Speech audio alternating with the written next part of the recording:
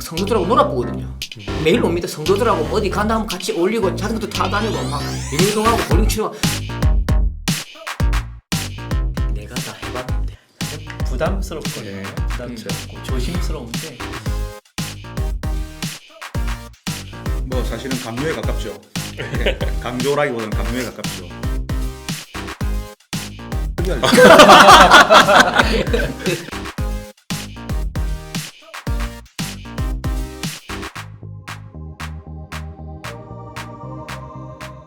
말씀드렸던 그 문구 안에 이제 우리가 성령의 공동체, 부족한 사람들이 함께 만드는 성령의 공동체라고 이렇게 되어 있는데, 뭐 내나 마찬가지로 우리 교회에서 또 설교 시간에 이제는 성도님들이 정말 많이 쓰시거든요. 저희 청년부에서는 이 말을 정말 많이 써요. 그게 뭐냐면 이제 공동체라는 말이죠. 공동체. 그런데 사실 지금 시기적으로도 이게 일반 사회적으로 참 이 공동체라는 용어를 굉장히 많이 쓰거든요.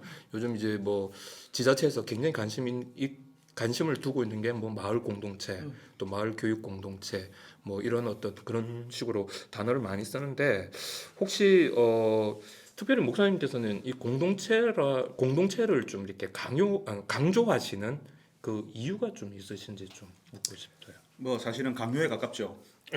강조라기보다는 강요에 가깝죠. 저는 이제 교회는 기본적으로 혹은 근원적으로 공동체여야 한다. 근데 이제 교회라는 말 안에는 그 공동체라는 의미가 들어가 있는데, 근데 이제 우리가 흔히 쓰는 이 교회라는 말, 우리가 쓰는 이제 교회라고 들을 때에 공동체라는 어떤 이제 그런 느낌을 잘 받지 못해서 일부러 교회를 표현할 때 공동체라고 일부러 좀 강조해서 표현을 하고, 또 교회 모든 활동들이 공동체적이어야 한다라고 제가 그렇게 좀 강조를 많이 하는 편이죠. 그래서 우리 교회에 아이가 처음 태어나서 처음으로 예배를 드리러 올 때에 그 아이를 위해서 축복기도 하면서 이 아이가 이 부모의 아이들 뿐만 아니라 우리 공동체의 아이다. 그 부모에게 맡겨진 아이이기도 하지만 우리 공동체가 공동으로 양육해야 된다라는 이야기를 이제 축복기도 하면서 같이 하게 되는데요. 그 공동체는 하나님께서 우리에게 교회를 주실 때, 예수님께서 교회를 처음 제자들을 통하여서 우리에게 허락하실 때, 그거는 이제 예수 신앙이 그 공동체 안에서 활성화되고 그 공동체를 통해서 표현되기 때문에 성령께서도 공동체에 오신 것이지, 그 교회, 예루살렘 교회 공동체에 오신 것이지, 이제 우리는 자꾸 16세기 이후에 발전이 된 개인주의라는, 개인에 대한 개념이 강해서 하나님과 나와의 1대1 관계에 관해 치중해가지고 이 공동체를 점점 현대에서 잊어버리니까, 원래 예수님 당시에는 개인이라는 개념보다는 처음부터 공동체라는 것을 깔고 시작하고, 그 공동체를 벗어나서는 신앙 자체가 이루어지지 않고, 어떤 성경에 나와 있던 많은 신앙의 이제 하나님에 관한 말씀들이 다 공동체에서 표현된 이야기, 공동체에서 서로 사람들이 살면서 나온 이야기들이 다 성경의 이야기였다는 거죠. 그런 의미에서 이 공동체를 회복하고 공동체에 관심을 가지고 이 공동체를 통하여서 신앙을 경험하는 것이 얼마나 중요한가 하는 게 저의 생각이었고요. 실제로 저도 이 공동체 안에서 제가 회복이 되고 제가 좋아지기도 하고 달라지기도 했다는 거죠. 누군가가 저의 말을 들어주었고, 부족한 나를 받아줬고, 또 내가 참 힘들 때 옆에서 내가 기댈 수 있도록 틈을 줬고, 열어줬고, 시간을 내줬고, 누군가 믿음의 선배들이 격려해줬고, 이 공동체가 없었으면 저는 교회 바깥에서 교회를 맹렬하게 비난하는 그런 사람 중에 한 사람으로 성장했을지도 몰라요. 근데 이 공동체가, 신앙의 공동체가, 저를 받아준 사람들의 모임이 제가 신앙의 사람으로 자라날 수 있도록 엄청난 자양분이 되어줬고, 기회를 줬고, 또 기다려줬고, 그러니까 이 공동체 속에서 신앙의 경험을 한다는 거죠. 그런 의미에서 제가 경험했을 뿐만 아니라 성경에서 표현하고 싶어하는 그 공동체를 우리 성도들이 다 누리고 싶었으면 좋겠다. 개인의 경험은 각자 다를 수 있는데 그 공동체에서 함께 느끼는 것은 공동으로 느끼는 것이고, 이게 이제 하나님께서 우리에게 알리고 싶어 하시는 기본적으로 우리가 가질 수 있는 신앙의 정서에 관한 부분인데, 이런 부분들을 공동체를 통해서 누릴 수 있기 때문에 이 공동체를 저도 모르게 강조하고 심지어는 강요하고 뭐 그렇게 된 게 아닌가 생각을 합니다. 지금 그냥 말 몇 마디로 다 표현할 수는 없지만 어쨌든 이 공동체 속에서 저희 정서가 굉장히 좀 회복이 되고 또 그 공동체가 있었기 때문에 제가 자신감을 얻고 그래서 그런 공동체를 또 하나 만들어내고 싶다는 그런 소원이 저한테는 생겼던 것 같아요. 저는 그 물론 뭐 이 수위가 높으면 좀 잘릴 수는 있겠지만 잘릴 각오를 하고 방금 그 말씀드린 계속 제가 그 옛날부터 제가 이제 궁금하고 좀 질문하고 싶은 것이 저희 선배가 이제 그 교회에 사역을 하면서 선배가 아팠어요. 6개월 딱 지나니까 교회가 리젝트 나가달라고 이야기를 하고요. 또 수많은 교회에서 2년 만에 3년 만에 그 교회 공동체가 2, 3년 만에 바꿔야 된다 이렇게 이야기하는 거죠. 교육자를 바꿔야 된다. 바꿔줘야 이게 이제 정신 차리고 교회가 된다 이렇게. 그럼 내 마음에 그건 같아요. 공동체라는 게 가족과 똑같은 말일까? 그러니까 아닌가?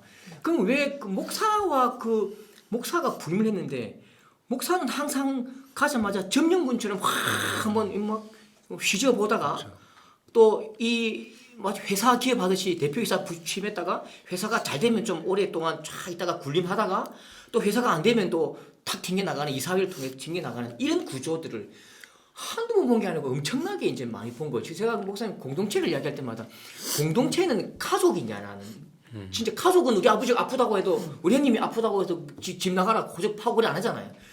그거 부분 한번 이야기하고 싶고요. 공동체는 가족인가에 대한 또 한 가지는 목사가 그 교회에 부임했을 때에도 그가 가족인가 그 교회의 가족이어야 하는데 어떻게 그 교회 공동체 성도들과 가족일 수 있는가? 예, 그거 진짜 저는 뭐 어쨌든 저는 그런 고민 때문에 막 성도들하고 놀아보거든요. 매일 옵니다. 성도들하고 어디 간다 하면 같이 어울리고 자전거도 타고 다니고 막 영유동하고 볼링 치러 나는 그렇게 하는데 그건 내 방식인 것이죠. 성도들하고 노는 걸 통해서 이제 그 성도들과의 어떤 그 공동체성을 회복한다면 가족의 마음 한다면 목사님은 내 지금 질문 잘하고 있는지 모르겠지만 이제 뭐 지지하겠죠.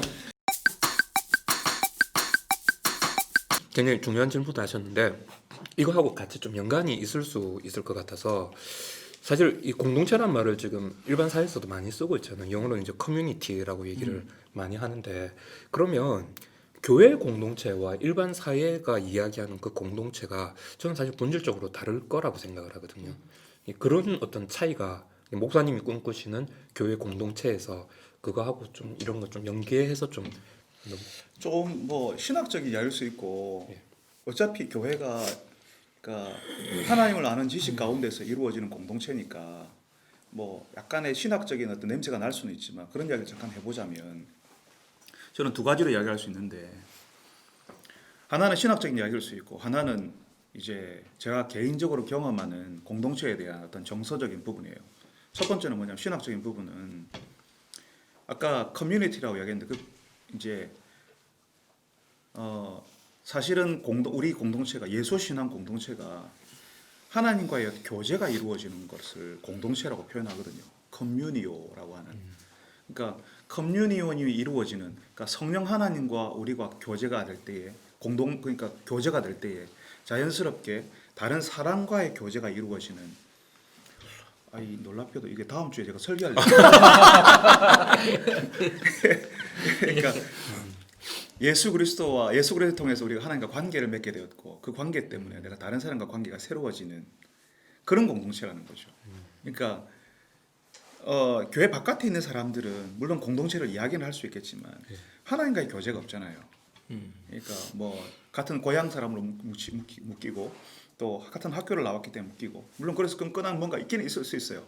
그렇지만 예수 신앙의 공동체는 그것과는 전혀 다른 방식의 어떤 공동체를 이룰 수 있다고 저는 생각하고 또 한편으로는 그렇게 생각할 수 있기 때문에 제 개인적으로는 정말 죄송하게 생각하고 부끄러워합니다. 언젠가 한번 이제 교육자들과 함께 그런 이야기를 한 적이 있었어요. 자연스럽게 이야기를 하다가 차 마시면서 이야기했는지 우리 같이 공부하면서 이야기했는지 제 친구 한 사람이 시골에서 농사를 짓는데 그 집에 아이가 직접 그 사모님과 함께 낳은 아이가 3명이고 6명의 아이를 입양을 했다. 그래서 아이가 9명이다. 그래서 농사를 같이 짓고 있다. 근데 제가 제 친구 목사님하고 이야기를 하면서 자기가 낳은 아이 3명을 참 사랑했겠지만 한 사람을 입양해서 그 입양한 아이를 자기 아이처럼 사랑해 줄 수 없다면 입양하는 거 정말 힘든데 한 명이 아니라 6명을 입양할 수 있는 사람이라면 또 그 친구 목사님하고 이야기를 하면서 스스로 그런 이야기를 하더라고요. 네가 내 제자라면 내가 너에게 너를 사랑한 것처럼 너도 다른 사람 사랑할 수 있냐라고 물으시는 기도하는 중에 그런 질문들을 받고 제가 굉장히 괴로웠다고 이야기하더라고요. 그러니까 입양할 때에 우리가 다 알잖아요. 집에서 한 아이를 데리고 와서 기를 때에 그 아이에게 내가 낳은 아이처럼 이 아이에게 내가 사랑을 부어줄 수 있는 사람인가 흉내내는 게 아니라 부어줄 수 있어야 되잖아요. 그러니까 그래야 비로소 그 아이를 집안의 아이를 자녀로서 양육할 수 있는데 아까 목사님 말씀하신 것처럼 그 우리 교회 성도들이 가족인가? 저는 본질적으로는 가족이어야 한다고 생각해요. 공동체이기 때문에 성령 하나님 안에서 같은 한 교제를 하는 커뮤니온이 이루어지는 공동체여야 하는데 근데 그렇게 하지 못하는 것은 미안하죠. 그래서 부끄럽고 그래서 저는 예전에 목사님처럼 청년 사역을 할 때 청년들하고 사역하는 게 너무 재밌고 좋았어요. 제가 청년들을 위해서 울 수 있었고 그때는 그 마음이었어요. 청년들을 위해서 내가 죽을 수 있다. 그렇게 생각을 했었어요.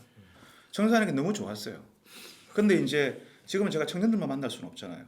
수많은 성도들을 만나는데 제가 한 번씩 드는 생각과 이제 저 안에 들어가는 죄송함이 뭐냐 하면 예수님께서 저에게 가르쳐 주신 대로 내가 너를 사랑한 것처럼 너도 이 사람들을 사랑하냐라고 물을 때 거기에 대해서 늘 자신이 없더라고요.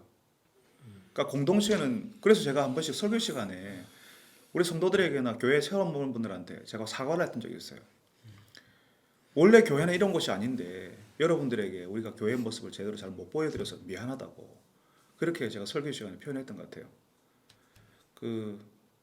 원래는 가족이어야 하고 원래는 우리가 예수님께서 우리를 사랑하신 것처럼 내가 너희를 사랑하는 것처럼 너희도 그렇게 사랑하라라고 말씀하셨고 그 말씀 요한복음의 그 말씀 이후에 바로 예수님께서 제자들의 발을 씻겨요. 제자들의 발을 씻기는데 그 제자들 가운데는 우리가 아시겠지만 그 제자들 다 도망가잖아요. 그 밤에 발 씻김을 받고 난 다음에 어이구 선생님이 어떻게 우리한테 이렇게 합니까? 라고 엄청난 대접을 받는데도 예수님 모른다고 다 도망가요. 그 중에 한 사람은 예수님을 팔아요. 가룟 유다는 예수님께서 발을 씻겨주시는데 예수님께서 자기를 팔 사람인 줄 알고 발을 씻기세요. 자기를 배반할 사람인 줄 다 아는데 그 제자들이 발을 씻겨요. 근데 이제 그걸 보면서 더 무서운 거죠.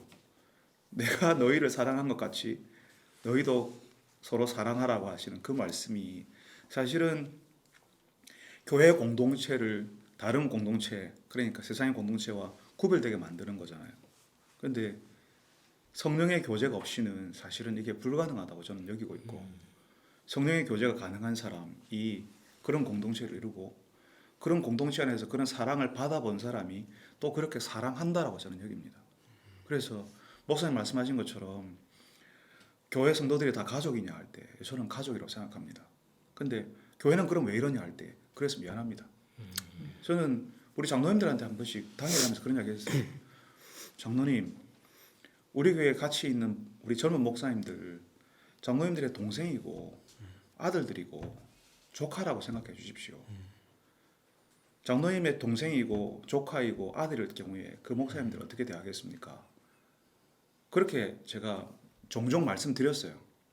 또 우리 교회 장로님들은 저보다 나이 드신 분들은 제 인생의 선배이시고 그리고 제가 기본적으로 우리 장로님들을 존경하고 또 제가 따르기도 하고 의지하기도 하고 또 제가 힘들 때 저를 격려하시는 분들이시니까 그 당회 안에서 사랑의 공동체가 이루어지지 않으면 우리 교회 전체에서 사랑의 공동체가 이루어지는 것은 사실 쉽지 않죠. 그래서 목사님 굉장히 중요한 이야기를 해주셨는데 그리고 또 목사님께서 질문하신 내용대로 예수신앙 공동체는 성령 하나님과 교제를 누리는 그 영적인 교제가 이루어지는 그런 공동체라서 다른 공동체와는 특별히 구별되는 공동체인데 그게 외부로 표현될 때는 우리가 서로 사랑하는가로 표현이 돼야 한다는 거죠. 가족으로 서로 사랑해야 되는데 그렇지 못해서 우리는 참 죄송하고 그래서 세상 사람들에게 손가락질 받는 공동체가 되어버렸다는 생각을 합니다. 저는 뭐 이 대연교회를 또 좋아하는 목회자로서 목사로서 교회 대연교회가 기다려줄 줄 아는 그런 공동체가 됐으면 좋겠어요. 아까도 목사님이 다른 교회 표어들은 목표 지향적. 사실 많은 교회들이 목표 지향적이다 돼 보니까 이제 서로 교회 안에서도 서로 경쟁하고 못하는 사람이 있으면 각오시키고 기다리지 않고 먼저 가는 경우가 있는데 대연교회는 기다려줄 줄 아는 그런 공동체의 모습을 계속 좀 가졌으면 좋겠고 또 한편으로 제가 어렸을 때 생각을 해보면 그 집집마다 이제 마을 공터에서 놀다가 이제 어머니가 늦게 오시고 부모님 늦게 오시면 그 아이가 집에 혼자 가는 게 아니라 주변에 있는 엄마들이 자기 집에 들어가지고 밥 먹이고 씻기고 오시면 이제 그때서 이제 집에 보내는데 교회 안에서 소외되는 아이들이 분명히 없지는 않겠죠. 그런 아이들을 돌아볼 수 있는 약한 자들, 연약한 자들과 함께 할 수 있는 그런 공동체의 모습을 가져갔으면 좋겠어요.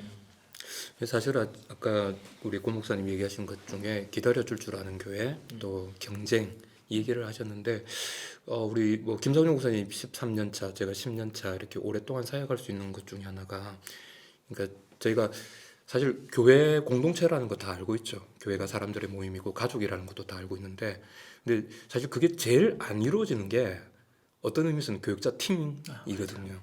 팀 안에서 이게 이제 경쟁이 일어나니까 사실 그 안에서 이제 여러 가지 갈등과 어려움들이 생겨남으로 인해서 내가 이 교회에 더 머물고 싶어도 머물 수 없는 그런 경우가 있다란 말이죠. 근데 저희도 이제 같이 뭐 여러 가지 다 부족한 사람들이 모여 있으니까 여러 가지 또 특색도 있고 근데 저희 교회에서 좀 목사님께서 또 그렇게 강조를 하셨고 또 우리가 추구하는 교회가 그렇기 때문에 또 하나 나타나는 게 뭐냐면 이제 우리 교육자들이 이렇게 좀 팀을 이루어서 그러니까 어떤 초등부의 일을 초등부 담당 목사만 하는 게 아니라 같이 함께 고민하면서 이걸 어떻게 풀 것인가 그리고 어떤 공동체에서 어떤 사랑방의 문제가 있으면 거기에 대해서 함께 같이 의논을 해가지고 우리한테 우선순위가 이제 여기가 뭐 이게 지금 해결이 돼야 된다 그러면 모든 자원과 에너지와 시간들을 그쪽으로 할애를 해서 풀어내고 있거든요. 그러니까 이제 이게 내 혼자 능력이 부족해도 내 혼자가 아니라 사실은 5-6명이 함께 의논하면서 물론 이제 그 과정 가운데는 갈등들이 있죠. 갈등들이 있는데 그 갈등 또한 사실은 이렇게 좀 풀어내는 과정을 통해 가지고 일을 만들어내고 그래서 뭐 이번에 저희들 코로나 때문에 뭐 방송 스튜디오 하는 것 스튜디오를 만드는 거나 그다음에 또 뭐 동영상 우리 신앙 강좌를 영상으로 바꾸는 그런 과정에서도 사실 이건 혼자는 사실 불가능한 이야기인 것 같아요. 근데 이제 우리 젊은 목사님들 또 우리 선배 목사님들이 같이 뭐 한 분이 치고 나가시면 뒤에서 이렇게 좀 수습해가면서 만들어져 가는 과정 가운데서 나타나는 결과가 아닌가. 또 그 과정 가운데서 기다려주는 것도 사실은 굉장히 중요한 부분이에요. 저는 목사님의 그 화법이 중요하다고 생각합니다. 네. 절대로 사람들을 움직이지 못하는 공동체를 운신하지 못하게 만드는 화법이 있는데 내가 다 해봤는데 목사님 예. 내가 다 해봤는데가 아니라 나 잘 모르겠는데 그쵸. 이게 중요하더라고요. 예. 목사님 모르신다는 사실 아시겠죠? 뭘 모르시긴 예. 모르겠는데 잘 모르는데 어떻게 생각합니까? 이것 때문에 우리가 생각이 막 일어나는데 내가 해봤는데라고 하면서 따라오면 진짜 안 된다 해버리면 사실은 이때까지 준비하고 계획한 것들이 아무 의미 없는데 예전에 제가 한 2-3년 전인가 설교 시간에도 한번 그 얘기했던데 Why not? 왜 안 돼? 한번 해봐. 사실 그 한마디가 좀 그리고 오히려 안 하는 것에 대해서 좀 더 좀 이렇게 왜 아무 생각을 안 하냐, 왜 안 된다고 얘기하냐 여기에 대해서 좀 오히려 저희들 좀 압박을 좀 더 받는. 저도 우리 교회를 소개할 때 우리 교회는 안 되는 것이 없는 교회라고 얘기하거든요. 안 되는 것이 없는 교회. 그다음에 뭐든지 할 수 있는 교회라고 제가 자랑하는데 그게 이제 리더십이나 공동체의 그 탑 리더께서 그냥 오픈해 주시는 것, 그다음 길을 주시는 것 그게 제일 중요한 것 같아요. 그게 사회 공동체를 강하게 만드는 것 같아요. 참 희한한 게 나는 몰라서 모른다 하는데 마치 내가 알고도 모른 척하는 것처럼 그렇게 이해를 하니까 아까 이제 뭐 식사하고 같이 차 마시고 했을 때 사실은 담임 목사님 계시고 부교육자들 있으면 사실 부담스럽거든요. 부담스럽고 조심스러운데 제가 아까 봤던 두 분의 모습은 굉장히 좀 자유롭게 서로 이야기도 하고 하는 모습들을 보고 그다음에 아까 얘기했던 것처럼 한 사람이 치고 나가면 뒤에 있는 사람들이 수습해주고 같이 얘기를 한다는 것은 예. 사실은 쉬운 일들이 아니거든요. 예, 맞습니다. 웬만한 교회에서는 자기 자리를 지키기 위해서 맞아요. 예. 사실 잘 안 내놓은데 내놓고 서로 이야기하고 협력할 수 있다는 것은 예. 진짜 아름다운 공동체의 모습인 것 같아요. 네. 한 번씩 그런 고민들을 하거든요. 우리가 공동체가 안 되는데 어떻게 교회가 공동체가 될 수 있느냐. 예, 그런 부분에서 뭐 여전히 부족하고 또 저희들 안에도 또 여러 가지 문제점이 많이 있지만 그래도 함께 좀 이렇게 모이는 게 좀 즐겁다. 예, 함께 무슨 일을 하는 데 있어서 같이 좀 힘이 된다. 예, 그런 부분들이 있어서 참 좋았던 것 같아요.